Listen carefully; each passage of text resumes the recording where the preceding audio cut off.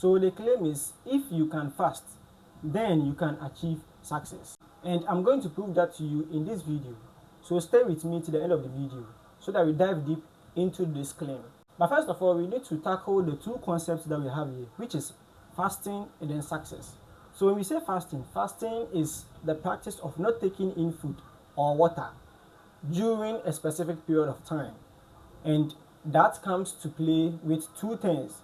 So your brain play a role in fasting and also your body. So you can see that your brain does a lot of work during fasting and your body does a little part of it. So basically that is fasting. You not eating or drinking for a period of time, and not only food, but also has to do with your emotions. Maybe you are willing to do something, you are forced by your emotions to do something, but because you are fasting, you resist that desire. That is also part of fasting for a specific period of time. Now when we look at success, shockingly, this claim doesn't have to do with only financial success. It has to do with mental success, financial success, physical success, and also religious success. So that is the thing. So the mental success has to do with your brain, how your mental status is, whether you are mentally stable, fit, or you are mentally weak. Being able to fast will strengthen your mental abilities or your mentality. Also financially, that is the tricky one, which we are going to look into with that. Now physically too has to do with your body, and that is where your body comes to play. So, and then religiously has to do with beliefs, and I'm going to connect that with Islam. So now let's deal with the first thing, that is mentally. So fasting, when you are fasting mentally, it has to do with your brain.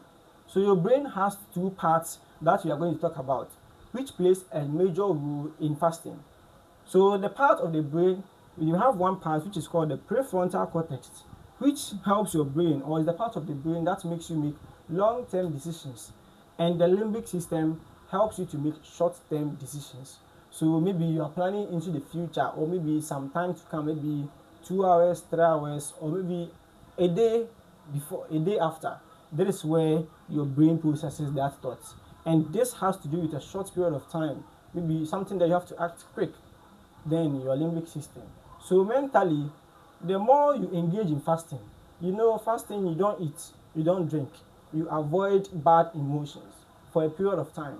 So what your brain does is that your prefrontal cortex knows that you are going to eat, drink, and also do something, but not at the moment, maybe in the evening, and this time too, you're in the morning. But your limbic system tells you, no, you have to fulfill that desire, you have to achieve that. Maybe you want to drink, but because you're fasting, this tells you, no, do it in the evening. This tells you, no, you have to drink right now, your body is thirsty, you have to drink. So the more you are able to, go through this process, and then your prefrontal cortex tells you and it wins over your limbic system, then your brain becomes heavy or strong. We know our brain is a muscle. So the more you engage it, the more you challenge your brain, the more muscular and strong your brain becomes. So that helps in your mental success or mentality. Because when we look at it, mentally, you have challenges, you have struggles. Maybe you are having a mental breakdown. Maybe something is going on in your life that you are thinking about it. But because your brain is so matured, your brain has exercised a lot of, muscles. Your brain has gone through tough decisions or tough situations. Your brain is able to, cope with your mental status or your mental breakdown.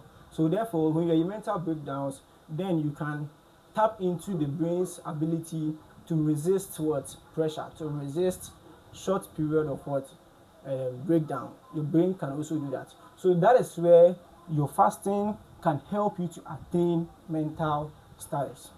Now, when we come to mental status, after that you can see that we have financial status, and that's financial success. And the reason why I brought it right after mental success is because financial success mostly depends on your mental ability or your mentality.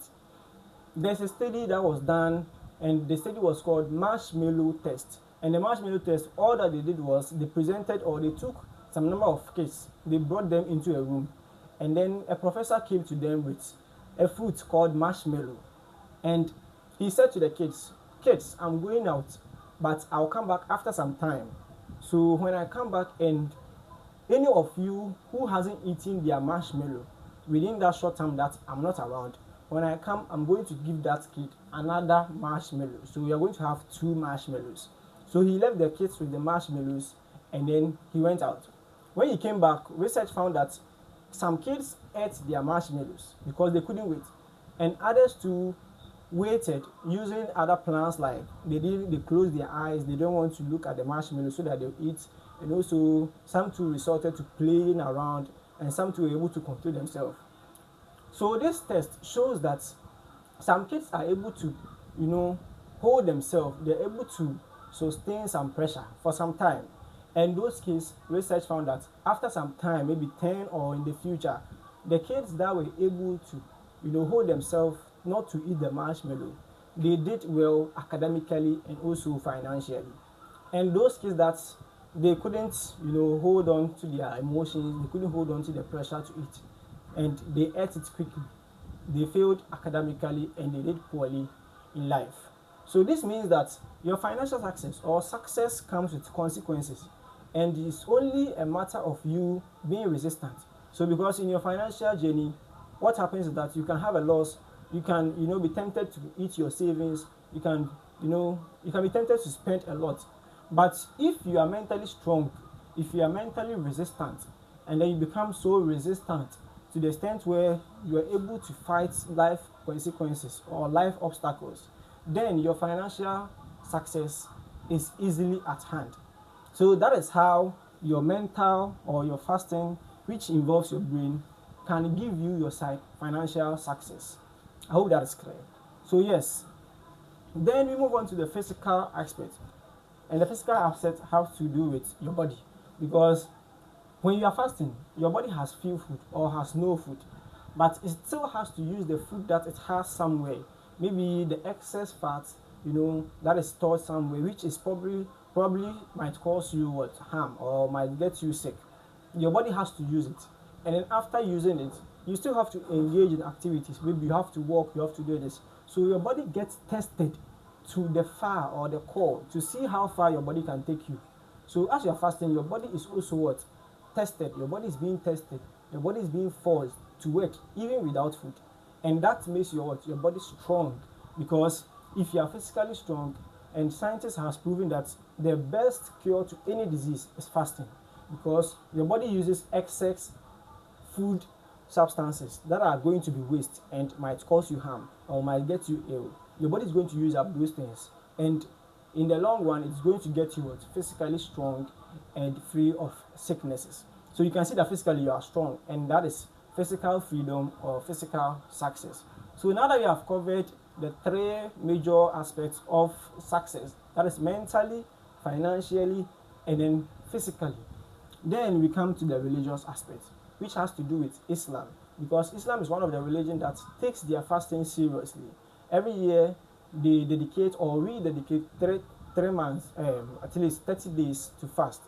And because of that, our brain doesn't go through this process to give us the strength for just one day, but it goes through it for 30 days. So after that 30 days, you can see that you are very, very strong mentally. So you can see some Muslims that are battling addiction, but after fasting, you see that because their brain has been matured, their mentality is strong enough to resist the ability to watch porn or do other things. After that, maybe 2 or 3 months, they are able to fight that addiction. But in the long run, that you see that some are falling short, and that is where the sunnah fasting comes to play, which we'll talk about that. So let's look at the religious success or the spiritual success. Allah tells us in the Quran that fasting is so beneficial, or it is better for us if only we knew. And there is a gate among the 8 gates of Jannah, which is called Ar-Rayyan, and that gate or that Jannah or that paradise is for those that fast. So you can see that religiously you become successful, because you attain Jannah, and if you're able to fast, then you can be granted the entrance to Ar-Rayyan, or the paradise course called Ar-Rayyan. So spiritually you are strong. Now the bonus thing is that fighting addiction. If you're able to fast, you can fight your addictions very well, looking at the track record of your brain. So after fasting, Your brain, the two parts of the brain which has to do with long-term decisions and short-term decisions. Your prefrontal cortex will tell you, no, watching porn destroys your brain or your mental status, or destroys your brain in the long run, so avoid it. But your limbic system tells you to follow your emotions, even though limbic system is not for bad decisions, but in the short run it will tell you to follow emotions. Do it. But the moment you're able to fight that, because you are fasted, your brain is mature to resist that pressure, to fight that addiction by telling your limbic system that no, even though my emotions want it now, but in the long run I'm going to have effects and I'm not going to be beneficial, so you avoid it. And that is where your brain helps you to fight your addictions. And this is a very, very shocking discovery that I sat down one day and I was like, no, you know what, maybe fasting isn't just about physical strength and maybe free from sickness. No, it has to do with a lot. Then I connected the dots and I saw that it helps you in most aspects. Now, one bonus thing is that when it comes to religious or spiritual success, the thing that fasting also gives us Muslims or those that fast is trust. Because in the marshmallow, Professor Jiang, I was watching the lecture of Professor Jiang, and he was saying that it is not a matter of they being resistant, it's a matter of trust. If you trust that the teacher is going to bring you the marshmallow after he comes, then you're going to wait and then you will not eat it. But if you don't trust the teacher upon him bringing you the second marshmallow, then you're going to eat it. So you understand, that is it. So if you're able to fast, who are you trusting? Who are you trusting that you're going to get your religious success from? And that is Allah. So by fasting, you are also developing trust in Allah subhanahu wa ta'ala. So let's not forget, fasting isn't just about abstaining from food and then water, and also that it has something to do with our success. And that is what I want us to do. So now let's dive into the question, which is, why are Muslims, or yes, typically Muslims, why are Muslims not successful? Because Muslims are fond of fasting a lot. So why are Muslims not successful, if that is a question? So the answer is yes, some Muslims can fast, some Muslims can engage in this and that, even though despite the fact that some Muslims look like they are fasting but they will go and hide and eat. When we look at the majority of Muslims, yes, they fast, they do not eat, they avoid emotions and that. But why are they not successful? Maybe they will achieve physical success, but they will not achieve financial success. Because in this world, when we say success, we mostly think of financial success. So why are Muslims not financially stable or successful?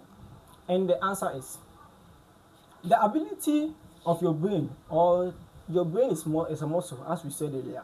But when you reach the crisis in fighting this or in achieving these following success, and you are not able to tap into your brain, the ability to resist financial pressure, maybe to make difficult financial choices in the long run, if you're not able to tap into that part of the brain or that ability of your brain to make that move, then you're going to find yourself falling short financially. So it's a matter of you looking back at your brain's ability and then connecting it to what you are fighting, whether it is mentally, it is financially, it is physically, religiously, or even emotionally. Then you connect it back and then you use that strength to fight and get your success. So Muslims, yes, some Muslims are not successful financially.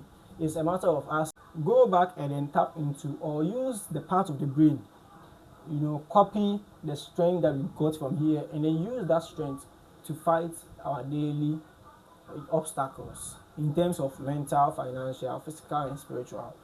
Share your thoughts in the comments and let's talk in another video. Assalamualaikum warahmatullahi wabarakatuh.